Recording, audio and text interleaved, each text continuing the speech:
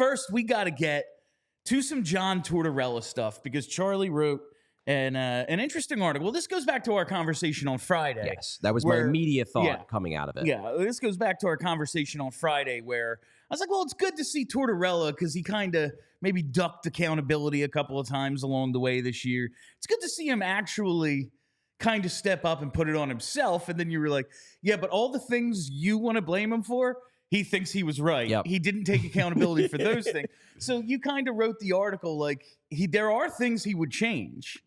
But it's not the stuff we want to it's not the Couturier scratch. Yeah. It's not playing Couturier 20 minutes a night for the first 4 months of the year. It's not Aarison getting all the starts.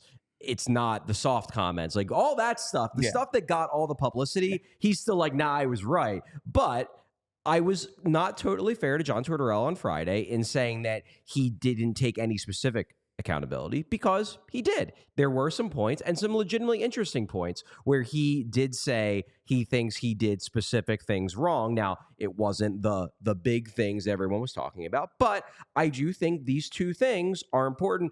If you want to read the full story, because we're going to kind of go into just general details, check it out on allphly.com. It is for diehards only. We'd love to have you as a diehard. We have a ton of written content over the past 4 or 5 days. Les Bowen officially joined the fold as a contributor. Jim Salisbury's doing coverage of the Phillies for us as well as a contributor. And then you have Derek Bodner and Kyle Neubeck covering the hell out of Game 1 of that Sixers playoff series. So if you're a Philly sports fan who likes all the teams, it's a no-brainer. I think it's a no-brainer even if you only like the Flyers, but it's really a no-brainer if you are a 4 for 4. You get Charlie, damn it. No, I was walking in today. The Eagles show is in our other studio, the one where we sit at the desk, that one. That's Studio B, little peek behind the curtain. Hey-yo. And Les Bowen's sitting there at the desk. I'm just walking in, and I'm like, holy shit. Pretty cool. I work in the same place as Les Bowen. Pretty cool. Is really, really cool. If you want to read his stuff, become a diehard. It's a good deal, I think. Let's talk about some of the things Tortorella did take the specific accountability for, because this first one, I guess I find funny more than anything. Didn't practice 3-on-3 or 4-on-4 enough. I would argue it was really a personnel issue more than like a not knowing what to do issue. But you do see like Morgan Frost and Jamie Drysdale out there, and you go, well, what the fuck were they doing? Yeah. You've never practiced this.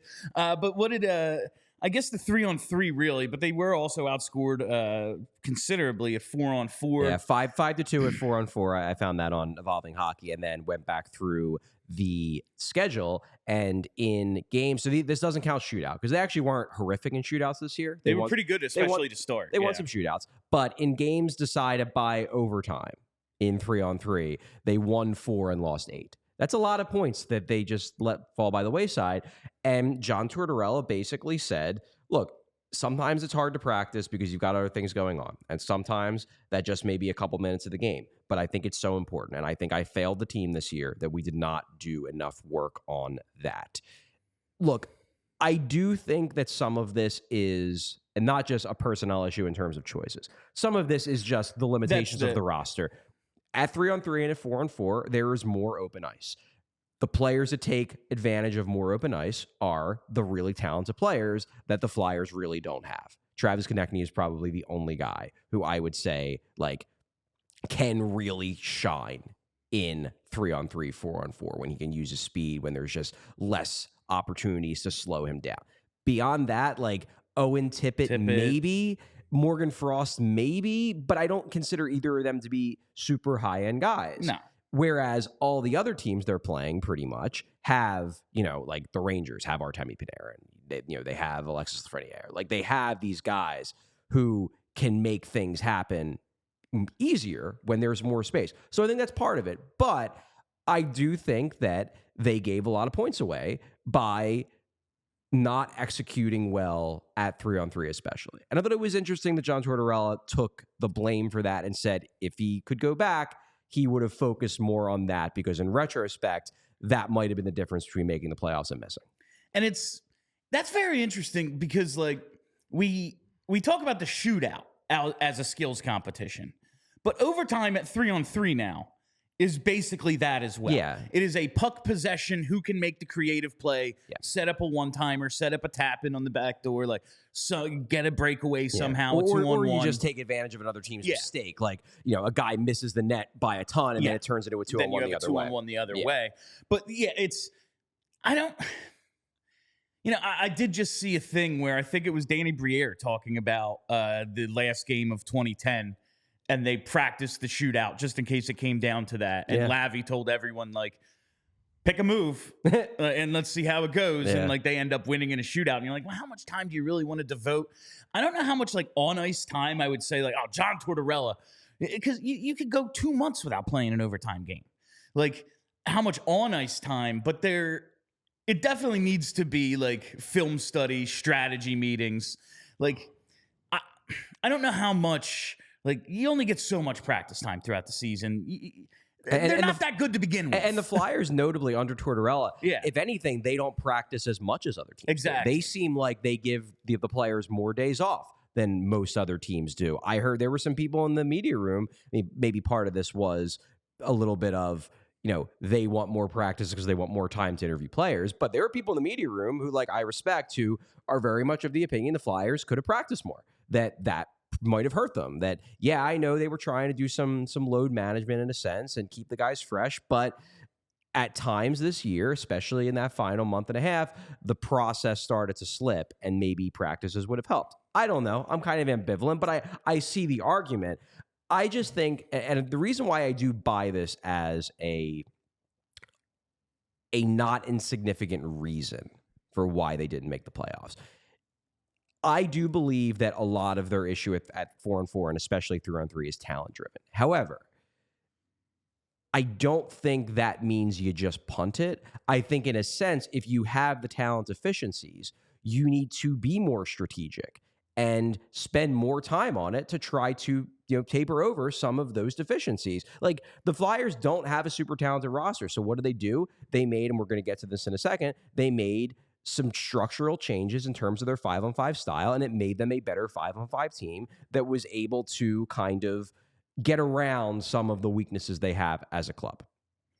I don't think they did that at 3-on-3. They just, like, I feel like if you have a stacked team, then you really don't need to practice 3-on-3. Because then it's just like, okay, like Connor McDavid, go out there and do Connor McDavid things. We don't need to practice this. You're just faster than everyone in the league.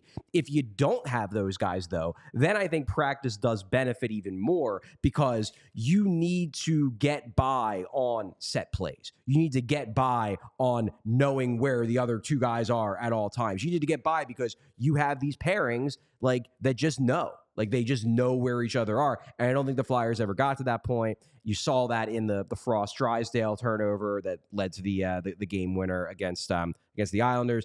Obviously, that was a huge game. Maybe if you practice 3-on-3 more, maybe that handoff goes cleaner. The Flyers win that game. Maybe they're in the playoffs. So I think Tortorella is correct in saying that practicing 3-on-3 especially might have made a difference. And it'll be interesting to see next year if they do it more. It definitely will be. And I mean, I just think of it was Drysdale's first or second game, and it's just TK screaming, just skate it. Like, that was the strategy. Fast guy, please just take it. We don't really have a plan.